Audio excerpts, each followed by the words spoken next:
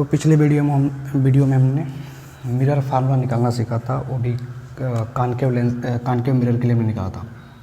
तो इस वीडियो में हम मिरर फार्मूला निकालेंगे कॉन्वेक्स मिरर के लिए। चलिए देखते हैं कैसे डिराइव करना है। तो इसके लिए सबसे पहले क्या करें, एक कॉन्वेक्स मिरर ले लें और इससे एक इमेज का फॉर्मेशन करें, यानी इससे एक ऑब्जेक्ट रख करके उससे इमेज बनानी है।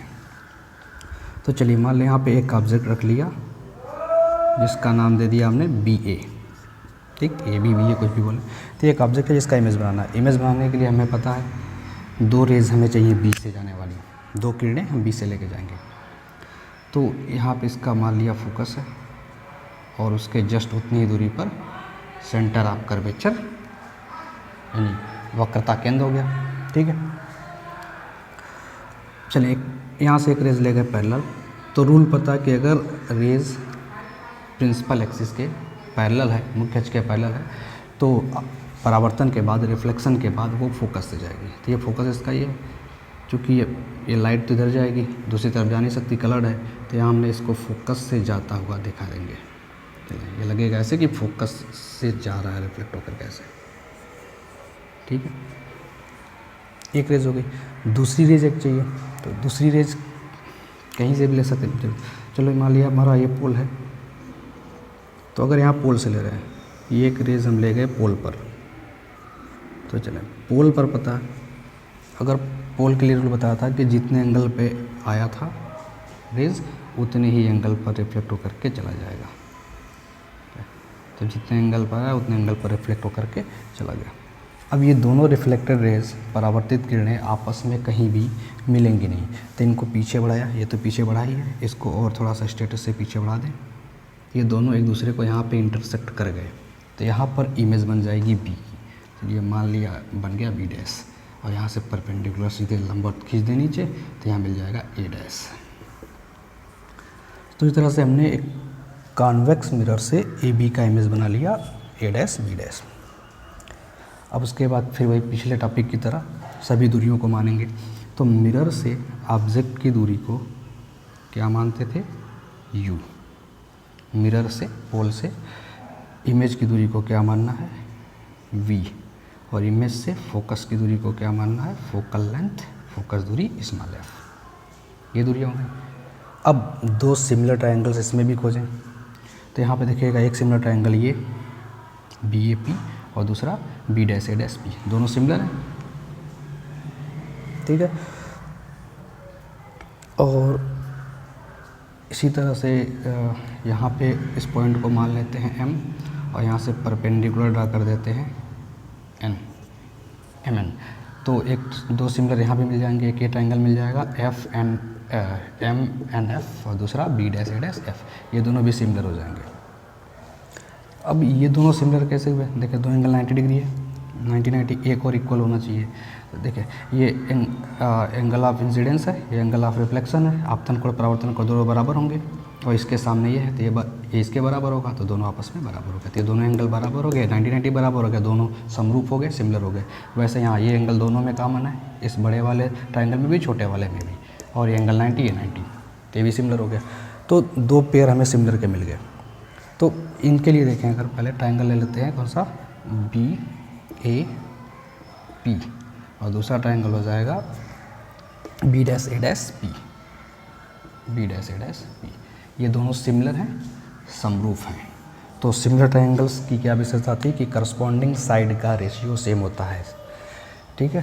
तो करस्पॉन्डिंग साइड्स कैसे देखेंगे, तो बराबर एंगल के सामने वाली साइड्स करस्पॉन्डिंग साइड्स होती हैं। तो ये दोनों, इस ट्रायंगल में ये दोनों एंगल सेम था, इक्वल था, तो इनके अपोजिट, इसमें ये, इसमें ये। तो इसका हो गया, हमने इस ट्रायंगल का ले लिया AB, तो इस वाला ट्रायंगल में क्या हो जाएगा, A डैश B डैश, ये हो गया। तो दूसरी साइड्स, इसमें हो जाएगा PA, इसमें हो जाएगा PA डैश, तो इसका हो गया PA, इसका हो गया PA डैश। चलिए इसको मान लें इक्वेशन नंबर 1, ठीक है।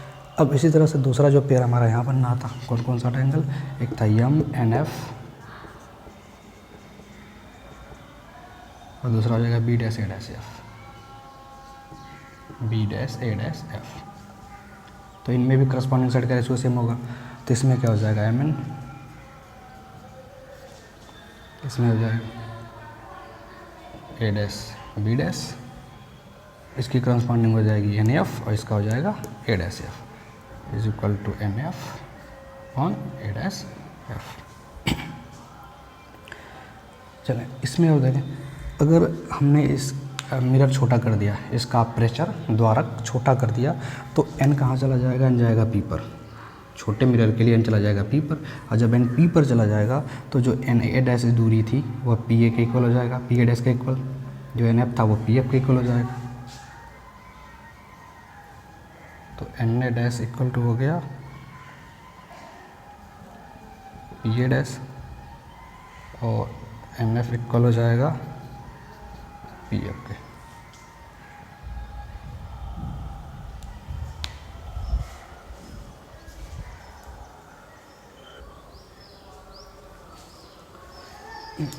तो एन एफ की जगह पे क्या रख देंगे, पी एफ, और ए डैश एफ की जगह पे ये तो रहेगा ही, एन एफ की जगह पर रख दिया पी एफ और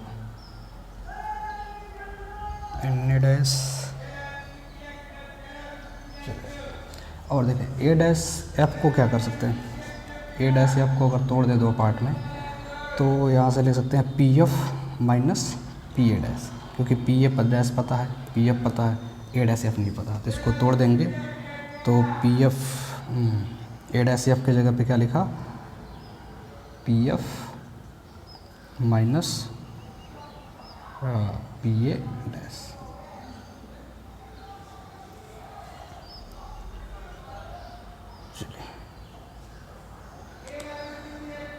तो ठीक, अब इसमें क्या है हमारा एम एन को देखें अगर, तो एम एन ए बी की इक्वल हो, क्योंकि ये पैरेलल रेज है, ये दोनों लेंथ सेम हो जाएंगी। तो एम एन की जगह पे पी ए डैश लिख सकते हैं, तो यहाँ लिख दिया सॉरी एम एन की जगह पे बी ए लिख सकते हैं, ए बी। तो एम एन की जगह पे लिख दिया A B upon A dash B dash. ठीक, चलिए इसको इक्वेशन नंबर 2 मान लिए। अब 1 और 2 को कंपेयर कर दें, तो लेफ्ट साइड से मैं राइट साइड भी सेम हो जाएगा P A upon P A dash is equal to P F upon P F minus P A dash. यहाँ पे एक दिख रहा होगा पी ए, तो पी ए तो हमें पता है यू हो जाएगा, पी ए डैश वी हो जाएगा ये पता है, पी एफ कितना होगा फोकल लेंथ एफ हो जाएगा, और पी ए डैश वी हो जाएगी। तो सभी डिस्टेंस हमें यहाँ पता है। अब साइन के साथ सभी डिस्टेंस को रख दें, साइन कन्वेंशन यूज़ करते हुए चिन्ह परिपाटी के साथ सभी वैल्यूज़ को रखें। तो पी ए की वैल्यू क्या रखेंगे, पी से ऑब्जेक्ट है तो यू रखना है, निगेटिव या पॉजिटिव। तो बताया गया था कि सभी दूरियाँ सभी डिस्टेंस पोल से नापनी है। अब अगर वो डिस्टेंस इंसिडेंट रे के अपोजिट जा रहा है, विपरीत, तो निगेटिव होगा, डायरेक्शन में जा रहा है तो पॉजिटिव होगा। तो पी से ए की तरफ जब जाएंगे, पी ए डिस्टेंस मेजर करेंगे तो ये इंसिडेंट के अपोजिट आएगा, निगेटिव हो जाएगा, तो पी ए की वैल्यू हो जाएगी माइनस यू। तो पी ए के प्लेस पर देंगे minus you. P A dash को देखें, इस साइड जाना पड़ेगा पी से ए डैश, इंसिडेंट रे में तो पॉजिटिव, क्या रखना है वी, तो वी पॉजिटिव के साथ। पी एफ राइट साइड में जाएगा तो पॉजिटिव, फोकल लेंथ एफ, नीचे P F F minus P A dash इस साइड में ही है तो प्लस ही रहेगा वी। ठीक है, क्रॉस मल्टीप्लाई कर लें इसको, तो क्या आएगा, क्रॉस मल्टीप्लाई करेंगे इसका हो जाएगा माइनस यू एफ, फिर भी का होगा प्लस माइनस का माइनस माइनस का प्लस यू वी, इधर हो जाएगा वी एफ। चलें इसको राइट साइड ट्रांसफ़र कर लें, तो U V is equal to V F plus U F. इसमें यू वी एफ से दोनों साइड डिवाइड कर दें, यहाँ यू वी एफ से डिवाइड करेंगे यू वी कैंसिल हो जाएगा, बचेगा 1/f, यहाँ वी एफ कैंसिल हो जाएगा 1/u, यहाँ यू एफ कैंसिल हो जाएगा 1/v। ये हमारा आ गया मिरर फार्मूला। तो इस तरह से हम दोनों ही मिरर के लिए, कॉनकेव और कॉन्वेक्स दोनों के लिए मिरर फार्मूला ड्राइव कर सकते हैं।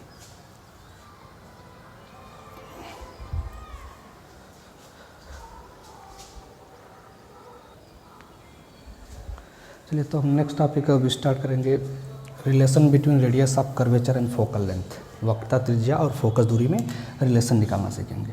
तो इसमें भी हम दोनों मिरर के लिए कर सकते हैं। तो पहले लेते हैं हम कॉनकेव। तो चलिए मान लिया ये कॉनकेव मिरर हो गया। इसमें हमें क्या करना है, पहले तो एक रेज ले लें जो इसके पैरेलल जाएगी, मेन प्रिंसिपल एक्सिस के पैरेलल। हमें पता है इसका यहाँ फोकस होगा, तो यहाँ पे सेंटर ऑफ कर्वेचर होगा, ये पोल होगा, पोल से सी की डिस्टेंस रेडियस ऑफ कर्वेचर कहलाती है, वक्ता त्रिज्या, जिसको आर से डिनोट करते हैं, कैपिटल आर। यहाँ से फोकल लेंथ हो जाएगी, जिसको स्मॉल एफ से नोट करेंगे। ठीक, तो क्या किया, पैरेलल ले गए, कहाँ से जाता है, फोकस से। ठीक है, पैरेलल ले गए, फोकस से चला जाएगा। यहाँ से अगर इसको मिला दें तो हमारा नॉर्मल हो जाएगा। ठीक है, सर्किल हो या फिर स्फीयर हो तो उसका नॉर्मल सेंटर से जाता है। तो ये अगर ये स्फेरिकल मिरर है तो इसका सेंटर यहीं पर था, स्फीयर था जो, तो इसका नॉर्मल सेंटर से चला गया। तो ये इंसिडेंस पॉइंट पर, आपतन बिंदु पर ये नॉर्मल हो गया, तो ये हो जाएगा इंसिडेंट रेज, ये हो जाएगा reflected raise. Law of reflection बोलता है कि दोनों सेम हो जाएंगे, angle of incidence, angle of reflection आई और आर, तो दोनों को थीटास मान लेते हैं। देखिए अगर ये दोनों रेस पैरेलल हैं, ये दोनों पैरेलल लाइंस हैं, ये तीसरी लाइन इसको काट रही है, तो ये एंगल सेम हो जाएगा, ये एंगल और ये एंगल सेम हो जाएगा। ठीक, तो ये थीटा, तो ये भी क्या हो जाएगा, थीटा। यहाँ से देखें दोनों एंगल मिलकर के 2 थीटा हो गए। यहाँ भी ये दोनों पैरेलल हैं, ये तीसरी लाइन इसको काट रही है, तो ये एंगल भी दोनों इसके सेम हो जाएगा, तो ये थीटा 2 थीटा था, तो ये भी कितना हो जाएगा, 2 थीटा। ठीक है, यहाँ से सर परपेंडिकुलर ड्रा कर दें। चलो इस पॉइंट को ये मान लेते हैं, इसको डी मान लेते हैं, डी। तो अब एक ट्रायंगल देख रहे हैं, परपेंडिकुलर ट्रायंगल बन रहा है ADC। इस ADC में अगर हम tan का रेशियो लें, किस ट्रायंगल में ले रहे हैं, इन ट्रायंगल ADC। अगर tan थीटा लेते हैं तो tan इज इक्वल टू क्या होता है, परपेंडिकुलर अपॉन बेस। तो परपेंडिकुलर नीचे ये बेस, तो परपेंडिकुलर हो गया यानी लंब AD और आधार हो गया CD, AD अपॉन CD। चलें, अगर इसका अपर्चर छोटा है, मिरर बहुत छोटा है, तो ये थीटा एंगल भी छोटा बनेगा। और जब एंगल छोटा होता है तो उसमें हम जो त्रिकोणमितीय अनुपात होते हैं, ट्रायगोनोमेट्रिक रिलेशंस होते हैं, साइन कॉस सबको हम हटा सकते हैं। तो यहाँ पे क्या हो जाएगा, tan थीटा के प्लेस में हम थीटा लिख सकते हैं। तो यहाँ से हो जाएगा theta is equal to AD upon CD। इसी तरह एक और ट्रायंगल ले सकते हैं ADF। इस ट्रायंगल में अगर आ जाएँ, ट्रायंगल ADF, इसमें अगर देखें तो tan 2 थीटा मिलेगा, tan 2 theta perpendicular upon base AD, और बेस कितना हो जाएगा, FD। यहाँ भी स्मॉल एंगल के लिए अगर 2 थीटा बहुत छोटा हो तो tan 2 थीटा के प्लेस पे 2 थीटा लिख लेंगे, AD अपॉन FD। ठीक है, ये आ गया। अगर दोनों का रेशियो ले लें 2 थीटा अपॉन थीटा का, तो 2 theta upon theta is equal to क्या आ जाएगा, AD upon FD divided by AD upon CD। यहाँ से आ जाएगा 2 is equal to CD upon AD upon CD, AD upon CD, तो आ जाएगा CD अपॉन FD। अब वैल्यूज़ अगर पुट करें तो CD क्या है, CD, देखिए अगर अपर्चर छोटा होगा तो D कहाँ पहुँच जाएगा, P पर। तो CD के प्लेस पे CP लिख सकते हैं, CD के प्लेस पे क्या लिख सकते हैं, CP। FD के प्लेस पे क्या लिख सकते हैं, FP। अब वैल्यू पुट करें तो CD क्या है, यहाँ से CP क्या है, यहाँ से यहाँ तक रेडियस ऑफ कर्वेचर R, और FD क्या है, FP। FD के प्लेस पे FP लिख लेते हैं। तो ये क्या हो जाएगा, फोकल लेंथ, तो हो जाएगा R अपॉन F। तो F इज इक्वल टू क्या आएगा, R/2। ये दोनों में रिलेशन है। ठीक,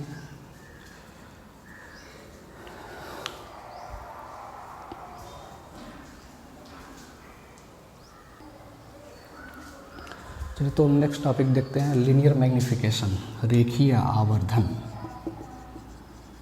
लीनियर मैग्निफिकेशन, ये लीनियर मैग्निफिकेशन क्या है, जब भी हम इमेज का फॉर्मेशन करते हैं मिरर से, कॉनकेव या कॉन्वेक्स से, तो उसकी साइज़ चेंज होती है। ऑब्जेक्ट के साइज़ के इक्वल भी हो सकता है, उससे छोटा बड़ा भी हो सकता है।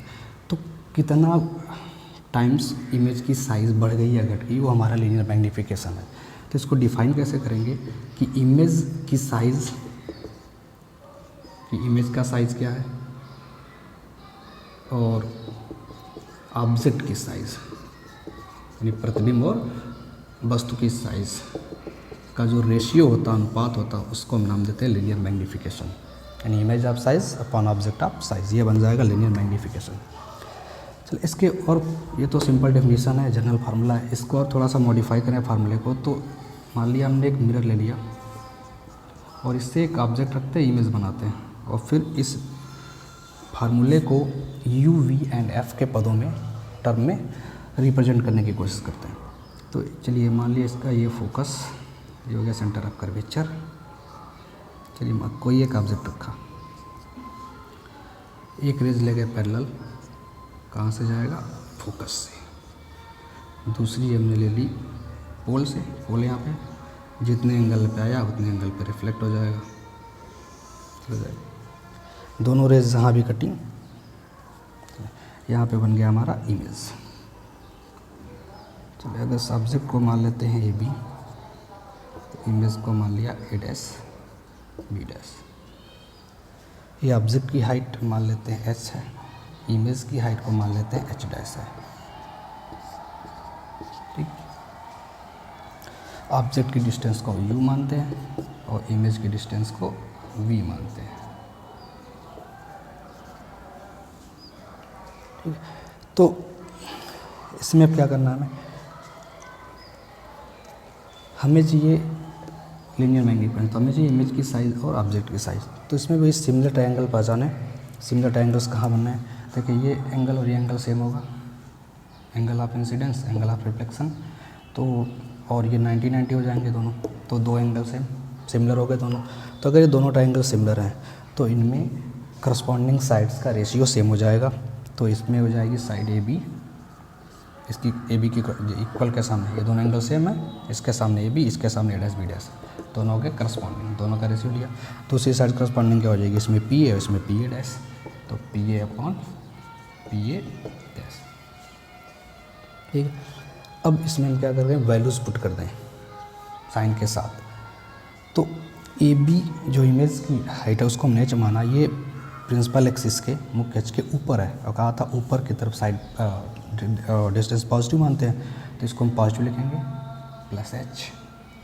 ये नीचे हो जाएगा minus H dash is equal to P A, P से ए, इंसिडेंट रे के अपोजिट नेगेटिव, और है क्या यू, ऑब्जेक्ट डिस्टेंस यू, तो जाएगा माइनस यू। इमेज भी इसी साइड है तो इसका भी जाएगा पी ए का डैश का हो जाएगा माइनस बी। ठीक, एक माइनस से माइनस कैंसिल हो गया, तो आगे हम यहाँ से निकाल सकते हैं H upon H dash is equal to, ये माइनस कैंसिल है, इस माइनस को साइड ट्रांसफर करते हैं तो माइनस यू अपॉन बी। यहाँ से अगर हम ले लेते हैं H dash upon H is equal to क्या हो जाएगा, minus V upon U. Opposite किया, बी अपोजिट हो गया। चलिए ये आया। देखिए एच डैश इमेज की साइज़ है, एच ऑब्जेक्ट की साइज़ है, इसी को हम बोलते हैं लीनियर मैग्नीफिकेशन। तो ये हो जाएगा linear magnification is equal to minus V upon U. तो ये आ गया यू एंड वी के टर्म में। अब ऐसे ही हम V F and U F के टर्म में भी इसको निकाल सकते हैं। तो इसके लिए क्या करना है, जो हमारा मिरर फार्मूला था 1/f is equal to 1/v plus 1/u, इसको यूज़ करेंगे। इसमें एक बार क्या करना है, u से मल्टीप्लाई कर दे दोनों साइड्स, और एक बार v से। तो पहले मान लिया u से मल्टीप्लाई करते हैं दोनों साइड, तो जैसे u से मल्टीप्लाई करेंगे दोनों साइड, तो हो जाएगा u अपॉन f, इसमें हो जाएगा u अपॉन v, इसमें हो जाएगा u अपॉन u यानी 1। ठीक, अब इसमें u अपॉन v को वन साइड कर दें तो 1 को इधर लाएंगे, u अपॉन f माइनस 1। ठीक, यहाँ से देखें इसको माइनस भी लगा, इसको साल पहले थोड़ा सा, तो u minus F upon F. ठीक, अब क्या करना, इसको अपोजिट कर दें तो v अपॉन यू, तो ये हो जाएगा f upon you minus F. और अगर हमें लीनियर मैग्नीफिकेशन चाहिए तो माइनस वी अपॉन यू होता है, तो माइनस से दोनों साइड मल्टीप्लाई कर देते हैं, तो माइनस वी अपॉन यू, इसमें माइनस से मल्टीप्लाई करेंगे साइन चेंज हो जाएगा एफ माइनस यू। इसको हम बोलते हैं लीनियर मैग्नीफिकेशन। यहाँ आया हुआ है तो n इज इक्वल टू हो गया F upon, linear magnification m कर लीजिए, तो linear magnification m is equal to क्या हो जाएगा, f माइनस